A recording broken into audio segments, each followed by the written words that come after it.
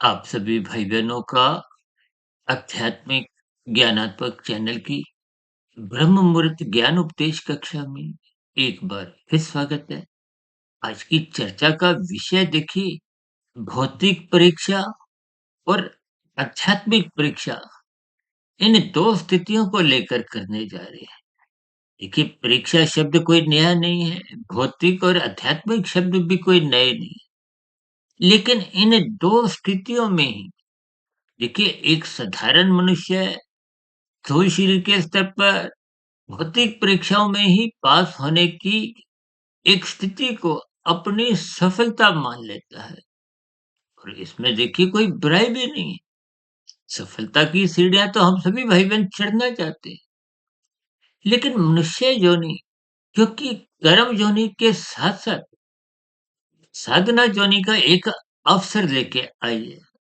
और यदि आप आध्यात्मिक परीक्षा में उत्तीर्ण नहीं होते, देखिए उत्तीर्ण होने का अभिप्राय पास होने की स्थितियों से है।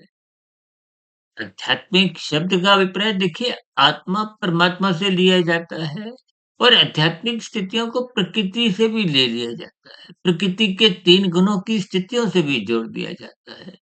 और आपके हमारे जो 3 शरीर हैं, स्थूल शरीर, सूक्ष्म शरीर, कार्य शरीर, इनके ज्ञान से भी संबंध जोड़ते हुए इन सभी स्थितियों को ज्ञान पूर्वक जब हम एक समझने का प्रयास करते हैं, तो ये सभी आध्यात्मिक स्थितियाँ हैं।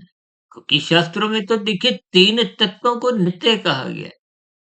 अक्सर हमारी चर्चाओं में देखिए एक शब्द सच्चिदानंद शब्द पे बहुत अधिक हम एक विशेष बल देते हुए, क्योंकि अक्सर जब मनुष्य ऐसी कुछ बात रखता है कि आपकी वीडियो तो बहुत गंभीर होती है, लंबी-लंबी होती है, छोटी-छोटी वीडियो बनाओ ताकि बात समझ में आ जाए।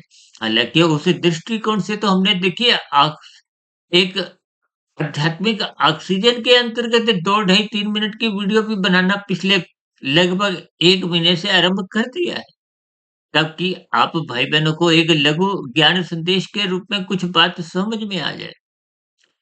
लेकिन अक्सर एक साधारण मनुष्य देखिए खेल तमाशों में तो घंटों बिताता है, दिन बिताता है, महीने बिताता है, सालों बिता देता है, पूरी जीवन बिता देता है। देखिए मैंने बहुत ही क्रमबद्ध तरीके से इन सभी स्थितियों को थोड़ा उजागर कर रहा हूँ। देखिए परीक्षा का मतलब क्या है कि जहाँ आपकी हमारी एक योग्यता का कहो, एक कार्य क्षमता का कहो, एक परख होती है। पर हम देखिए भौतिक स्तर पे भी देखिए कहते हैं ना 10वीं के बोर्ड के पेपर हैं, 12वीं के बोर्ड के पेपर हैं।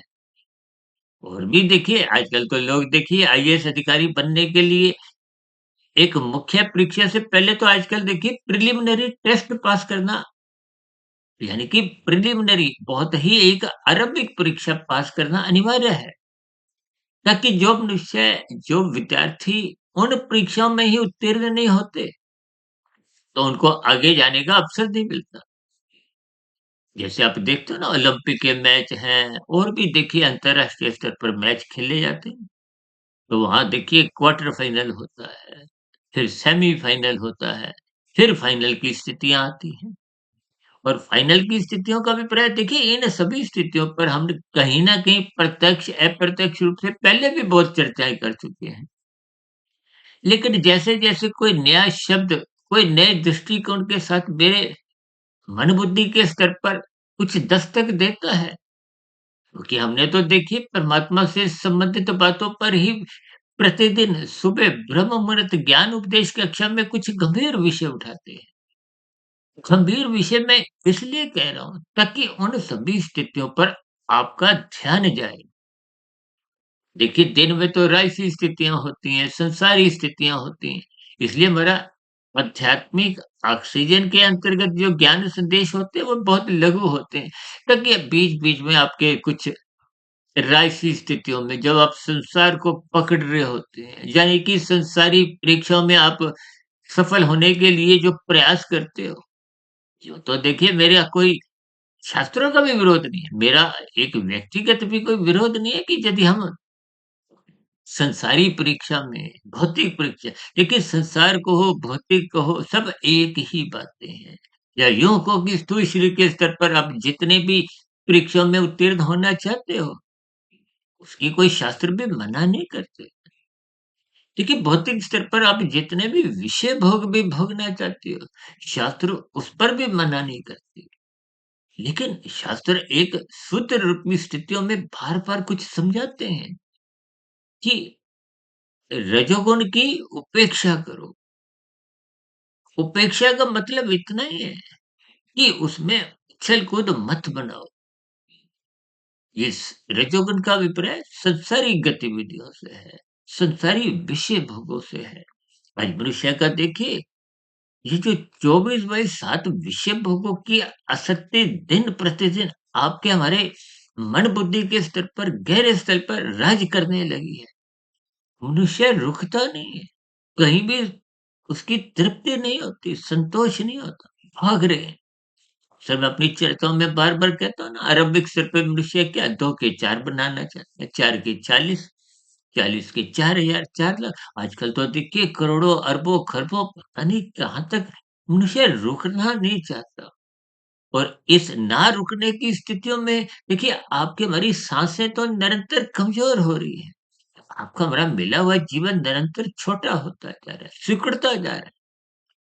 क्योंकि हम सभी भाई-बहन एक जन्म के साथ ही माता के गर्भ में देखिए आपका हमारा शरीर का स्थूल शरीर का एक निर्माण प्रक्रिया 9 माह में पूर्ण होती है और इस प्रक्रिया में देखिए जो प्रथम कोशिका के साथ ही जो स्थूल शरीर का निर्माण होता है उस स्थिति विशेष से ही, उस क्षण विशेष से कि उस क्षण विशेष से देखिए आत्मा, परमात्मा, कारण शरीर, सूक्ष्म शरीर ये सभी तत्व आपके स्थूल शरीर का निर्माण प्रक्रिया में लग जाते हैं।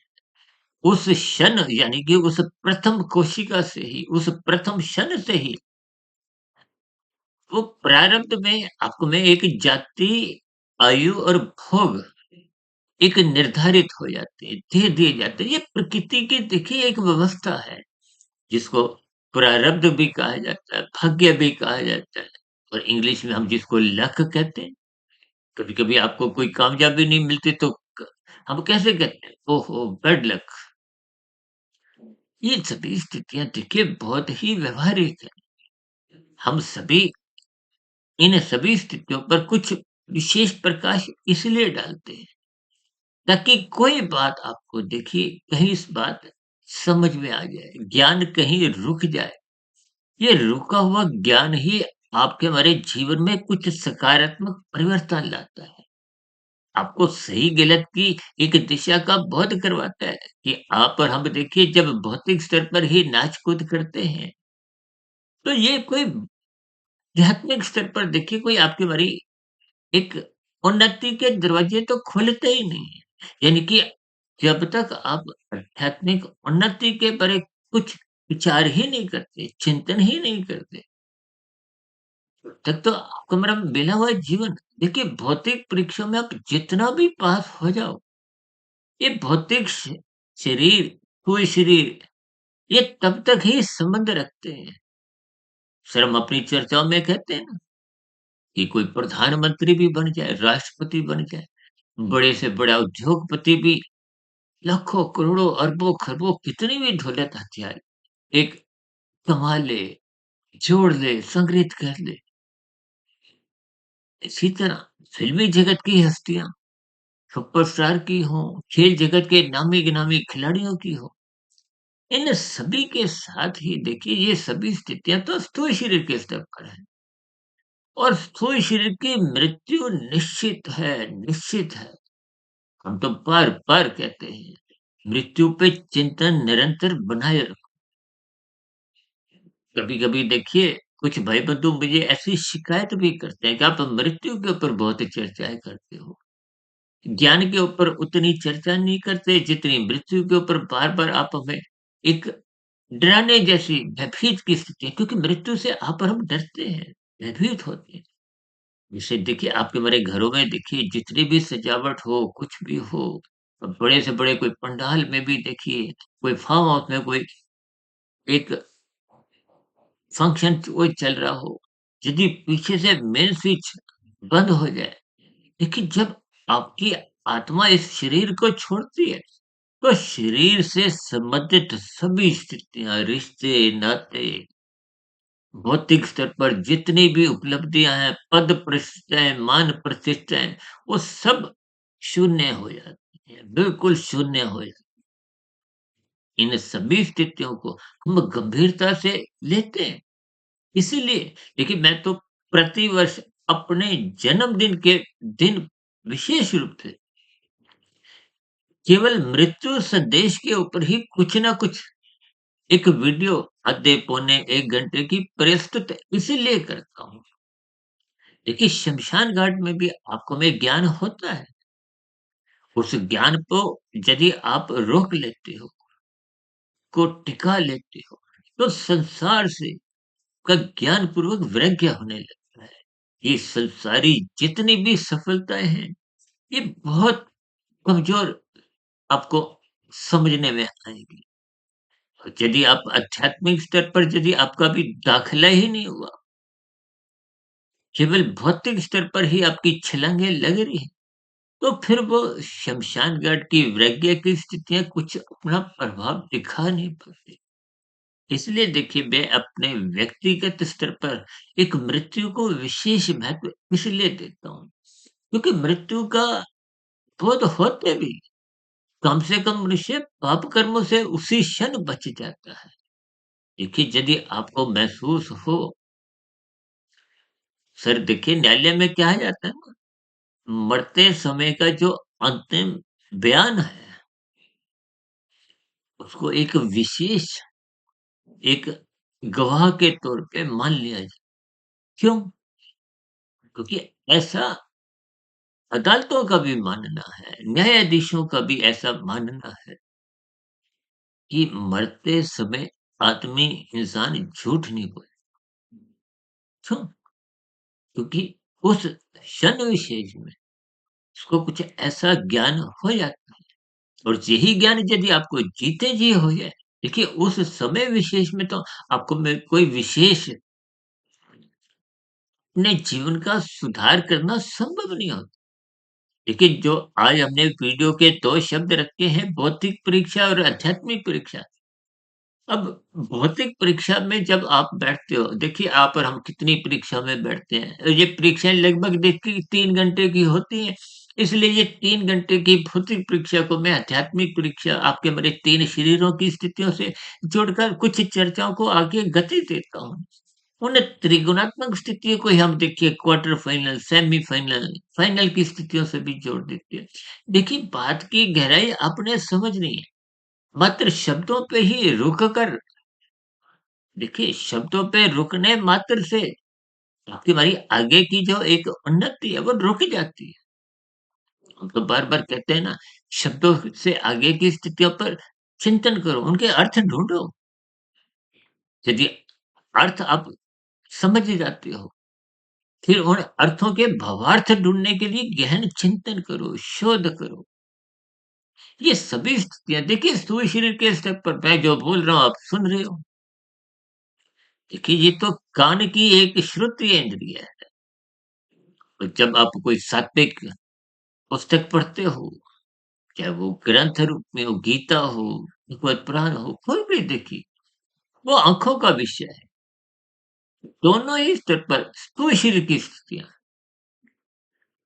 इनके साथ जब तक मन नहीं जुड़ता, मन के जुड़ने से ही वो देखिए मन बुद्धि के कहते हैं ना बुद्धि के स्तर पर कुछ स्थितियाँ महीभूत होने लगती हैं। बच्चों को भी कहते हैं ना मन लगा के पढ़ो। मन के साथ ही वो बुद्धि उसमें सम्मिलित होता है। यानी कि बुद्धि को एकाग्र करो। उस स्थिति विशेष में हम अक्सर अपने देखिए वीडियो के एक विवरण में 15, 20, 25, 30, 50 लाइनें हम कुछ उस वीडियो से संबंधित लिखते हैं और अंतिम 2-3 लाइनों में हम लिख देते हैं कि वीडियो को आरंभ से अंत तक एकाग्रचित्त होकर एकाग्र का मतलब ही क्या है कि एक को आगे रखना है। किसको? बुद्धि को आगे रखना है। क्योंकि यदि बुद्धि ही नहीं लगी, तो फिर देखिए ये कानों का, आँखों का विषय तो बहुत कमज़ोर माने जाते हैं। अब देखते हैं भौतिक शिक्षा में भी आपको जितने भी परीक्षाएँ होती हैं, देखिए आरंभिक स्तर की परीक्षाएँ तो अक्सर बच्चों को अगली क्लास में भेज दिया जाता है, ताकि उनकी एक रुचि बनी रहे। और नर्सरी, पहली, दूसरी, तीसरी, चौथी, 5वीं इन कक्षाओं में रोका नहीं जाता। एक साधारण स्तर पर अगली कक्षा में ही भेज दिया जाता है। लेकिन उसके बाद की जो कक्षाएँ होती हैं, उसमें कुछ आप जैसी-जैसी योग्यता रखते हो, जैसी-जैसी स्थितियाँ आपकी एक विकसित हो जाती है, उसके आधार पे फिर आपको नंबर मिलने आरंभ हो जाते हैं।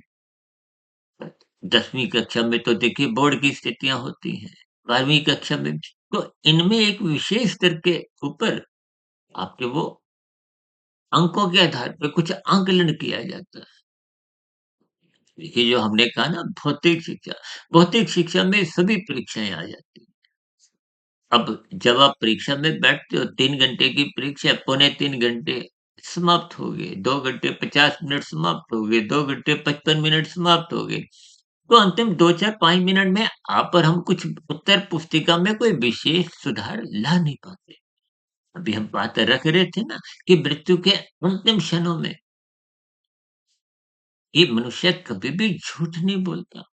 इसका अभिप्राय क्या है कि ज्ञान की स्थिति वहाँ मजबूत होती है, लेकिन उस स्थिति विशेष में कोई सुधार करने की कोई ऐसी गुंजाइश नहीं होती। तो मेरा तो व्यक्तिगत ऐसा कुछ अनुभव है कि मृत्यु से पूर्व आपकी हमारी इंद्रियाँ लगभग समाप्त हो जाती है। समाप्त का अभिप्राय उनमें एक गति, एक कहीं भी स्थितियाँ नहीं होती। क्रिया समाप्त हो जाती है। फिर मन बुद्धि की स्थितियाँ समाप्त हो जाती हैं और फिर अंत में देखिए कारण शरीर कहो, फिर वो आत्मा की स्थितियाँ शरीर को छोड़ देती हैं, तो फिर भौतिक स्तर पे वो मृत्यु मान ली जाती है। इन सभी स्थितियों को आपने ज्ञानपूर्वक समझा।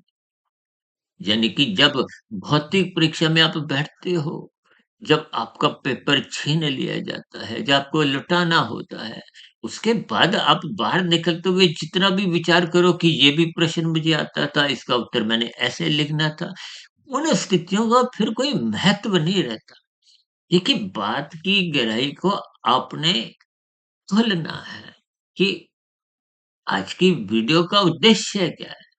देखिए, हम भौतिक स्थितियों का सहारा लेते हुए क्योंकि हमारा तो देखिए आध्यात्मिक ज्ञानात्मक चैनल सुधीर भाटिया फकीर में हम ब्रह्म मुहूर्त ज्ञान उपदेश कक्षा में कुछ गंभीर विषय इसलिए उठाते हैं ताकि आप सावधान हो जाए, आप अपने जीवन के प्रति जाग जाएं। सर हम कहते हैं ना अपने जीवन में ब्रह्म मुहूर्त में उठो। अभी कुछ दिन पहले हमने देखी एक वीडियो प्रसारित किया था इसमें ब्रह्म मुहूर्त की महत्ता को विशेष स्तर पर एक आंकलन करते हुए एक जोर देकर समझाया था कि हम सभी मनुष्यों को ब्रह्म मुहूर्त में अवश्य ही उठ जाना चाहिए क्योंकि परमात्मा की कृपा से लगभग 27-28 वर्षों से 1 डेढ़ 2 सवा 2 ढाई बजे तक उठने का एक संस्कार स्वभाव बन गया है। उसकी बदौलत ही देखिए ये ज्ञान की सूक्ष्म कड़ियाँ समझ में आई। शास्त्रों को पढ़ने का सौभाग्य मिला, गुरुओं को सुनने का एक सौभाग्य मिला। देखिए परमात्मा आप जिस क्षेत्र में भी जब आप गहरे तल पे उतरते हो, चाहे वो भौतिक स्तर हो, चाहे आध्यात्मिक स्तर हो, परमात्मा की कृपाएँ बनी रहती। भौतिक स्तर पर देखिए जिस लैपटॉप पे ये मैं अभी वीडियो तैयार कर रहा हूँ, इसका भी तो आविष्कार किसी ने किया ना। अब मोबाइल जिसको लेकर आप और हम दिन भर घूमते हैं, उसका भी आविष्कार हुआ और ये सभी स्थितियाँ आप तक बिना इंटरनेट के तो संभव नहीं है। तो इन सभी स्थितियों के पीछे जिन लोगों का हाथ था, जिन लोगों ने था परिश्रम किया, देखिए भौतिक स्तर पर भी जब आप सात्विक स्थिति में रहते हो, उसकी भी कोई निंदा नहीं, लेकिन उसका उद्देश्य जब भोग दृष्टिकोण से होता है, तो भोगों की देखिए कोई प्रशंसा नहीं होती, क्योंकि आध्यात्मिक स्तर पर आप और हम ऊँचाइयों पे तो तभी पहुँच पाते हैं ना जब आपकी संसारी भोग विषयों से भोग विषय के गंध, रस, रूप, स्पर्श, शब्द इन 5 भोग्य विषयों की प्राप्ति के लिए आप भौतिक परीक्षाओं को ही पास पे पास करते जाते हो। इसलिए कि संसार मिले, संसार में मान प्रतिष्ठा मिले। ये सभी देखिए भौतिक परीक्षाओं की कोई प्रत्यक्ष रूप से हम कोई निंदा नहीं करते। लेकिन ये आपके मेरे जीवन की कोई शुद्ध कमाई इसलिए नहीं मानी जाती क्योंकि ये मृत्यु के साथ ही समाप्त समझी जाती है। अब प्रधान अभी कुछ दिन पहले ही देखिए भारत के भूतपूर्व प्रधानमंत्री का निधन हुआ। देखिए निधन, मृत्यु ये तो सबकी ही निश्चित है। मेरी भी किसी दिन मृत्यु हो जाएगी। तो ये मृत्यु से आपको मैं कहीं विचलित नहीं होना, घबराना नहीं है। देखिए रात को हम छोटी नींद एक नींद लेते हैं, वो भी तो एक मृत्यु है। यहाँ सोते हैं, वहीं से हम उठते हैं। यानी कि आपका हमारा जीवन आध्यात्मिक उन्नति के जितने मार्ग पर पहुँच चुका होता है और सुशील की मृत्यु के साथ तो फिर भौतिक परीक्षा हो, चाहे आध्यात्मिक परीक्षा हो, उन्नति हो, वो सब समाप्त समझी जाती है। लेकिन आध्यात्मिक उन्नति तो के मरी देखिए समाप्त समझी नहीं जाती। आध्यात्मिक उन्नति का अभिप्राय देखिए कारण शरीर की शुद्ध संस्कारों से लिया जाता है। आप जितना कारण शरीर पवित्र कर लेते हो, क्योंकि 3 गुणों की स्थितियाँ तमोगुण, रजोगुण, सतोगुण। तमोगुण से अच्छा रजोगुण है, रजोगुण से अच्छा सतोगुण है। जजों को देखिए एक क्वार्टर फाइनल की स्थिति, एक सेमीफाइनल की, एक फाइनल की। अब फाइनल में जीत कर तो आप और हम विशेष खुशी मनाते हैं। ठीक इसी तरह स्थूल शरीर की स्तर पर जितनी भी सफलता है, वो केवल इस जीवन तक ही एक उनका एक महत्व है।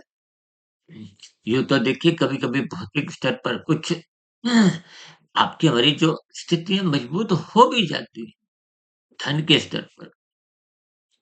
भले ही धर्मानुसार आपने धन कमाया, लेकिन कभी-कभी वो भौतिक स्तर की जो सुविधाएँ हैं, धन की है, मान प्रतिष्ठा की है, आप जीवन के रहते-रहते भी उनका भोग नहीं कर पाते। देखिए, सूर्य की तो अलग-अलग अवस्थाएँ हैं। अब जैसे 3 घंटे की परीक्षा को आप देखिए, एक बचपन अवस्था, युवावस्था, वृद्धावस्था से भी जोड़ सकते हो। इस परीक्षा के अंतिम घंटे में आप और हम जग जाते हैं। संसार में भी देखिए, बचपन अवस्था तो देखिए अपवाद होती है, समझ नहीं होती। भौतिक शिक्षा के लिए भी आरंभिक स्तर पे समझ नहीं होती, तभी तो आरंभिक स्तर पर नर्सरी में बच्चे, प्ले स्कूल में बच्चे कुछ रोते-धोते जाते हैं। अब बड़ी कक्षाओं में होते-होते तो ये रोना-धोना बंद हो जाता है, समझ आ जाती है। किसकी?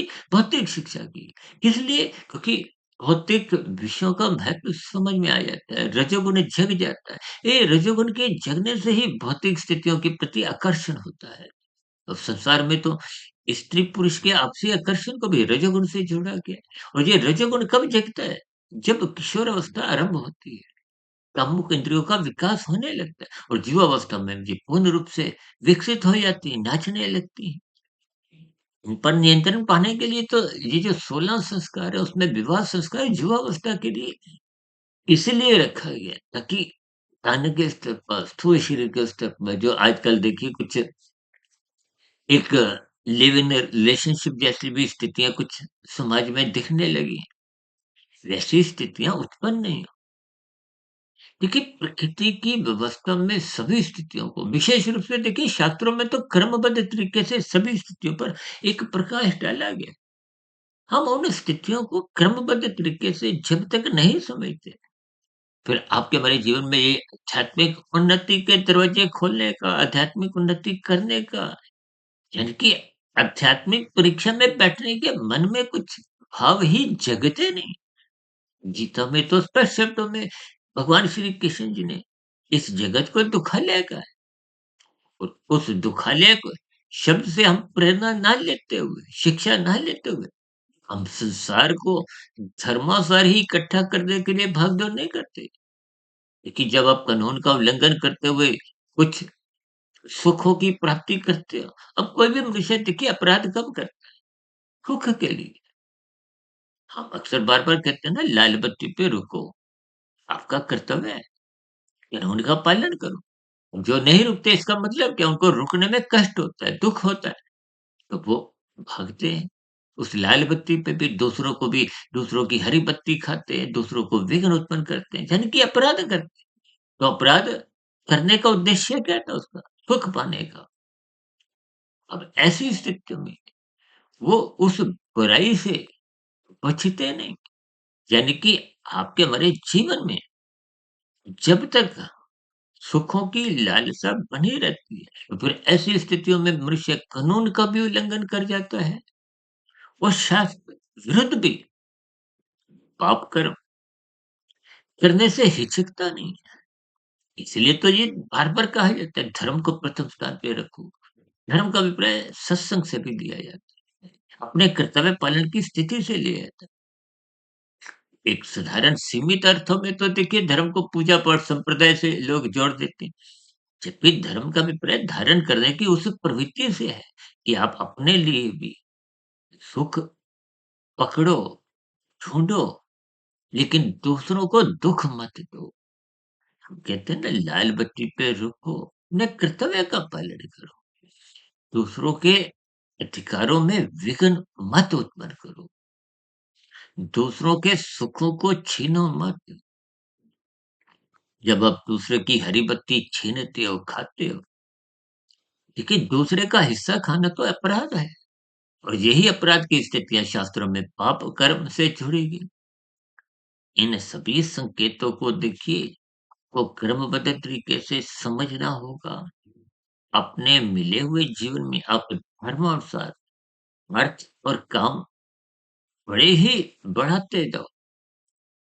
हालाँकि शास्त्र बार-बार कहते हैं, तमोगुण की निंदा करो। निंदा का अभिप्राय छीनने से है। कानून का उल्लंघन करने की निंदा है। पाप कर्म करने की निंदा है। यानी कि तमोगुण की निंदा है। अब क्योंकि मनुष्य पाप कब करता है? जब रजोगुण बिगड़ता है। इसीलिए कहते हैं, रजोगुण में छलांगे मत लगाओ। उसमें उछल-कूद अमर्यादित मत करो। यही ज्ञान उपदेश गीता में अर्जुन के रथ के घोड़ों की जो 5 स्थितियाँ को एक भोगों से दर्शाया कि उनको अमर्यादित मत होने दो। उसी अमर्यादित को अक्सर हम देखिए आवारागर्दी से जोड़ते हैं। पीछे किसी भाई बंधु ने देखिए सर्व कल्याण वृक्ष में ऐसा प्रश्न पूछ लिया था। तो मैंने उस पर थोड़ा स्पष्टीकरण दिया था। देखिए, कटाक्ष रूप में कभी-कभी हम कुछ शब्द ऐसे रखते हैं ताकि बात आपकी हमारी समझ में आ जाए, हम सावधान हो जाएँ। देखिए, न्यायालय में भी जो आपको में सज़ा दी जाती है कि आप उस अपराध से बचो, क्योंकि अपराध देखिए समाज में अव्यवस्था बनाते हैं, एक भय की स्थितियाँ। यदि ये अपराध के ऊपर दंड की व्यवस्था ना हो और ये जो मनुष्य से नीचे की जो 80 लाख प्रकार की तामसी, निंदनीय, कष्टमय योनियाँ, भले ही परमात्मा देखिए न्यायकारी तो है, पक्षपात नहीं लेते तभी तो न्याय करते हैं, लेकिन परम दयालु भी तो है। परमात्मा ने उन्हें नीचे की योनियों को अचेत इसलिए रखा है कि उनको अपने दुखों का बोध नहीं हो। आपको में 1 समय का, 2 समय का भोजन नहीं मिले, तो वहाँ पर हम कैसे परेशान होते हैं, विचलित होते हैं। अब नीचे की योनियों के जीव देखिए 2-2 दिन, 4-4 दिन, 5-5, 10-10 दिन उनको भोजन ना भी मिले, तो भी वो अपनी दिनचर्या में प्रकृति की प्रेरणा से अपना जीवन बिताते हैं। इसलिए हम सभी भाई-बहनों को भौतिक परीक्षा में बैठने के देखिए कोई बुराई नहीं है, हम बैठते हैं। मैंने भी अपने परीक्षा में देखिए अपने जीवन की परीक्षा, यानी कि भौतिक शिक्षा के लिए मैंने जीवन के 20 साल आरंभिक स्तर पर लगाए। लेकिन आपका हमारा उद्देश्य क्या है? देखिए 4 पुरुषार्थ हैं, धर्म, अर्थ, काम और मोक्ष। अर्थ और काम को मर्यादा में रखो, किसमें? धर्म की चारदीवारी में।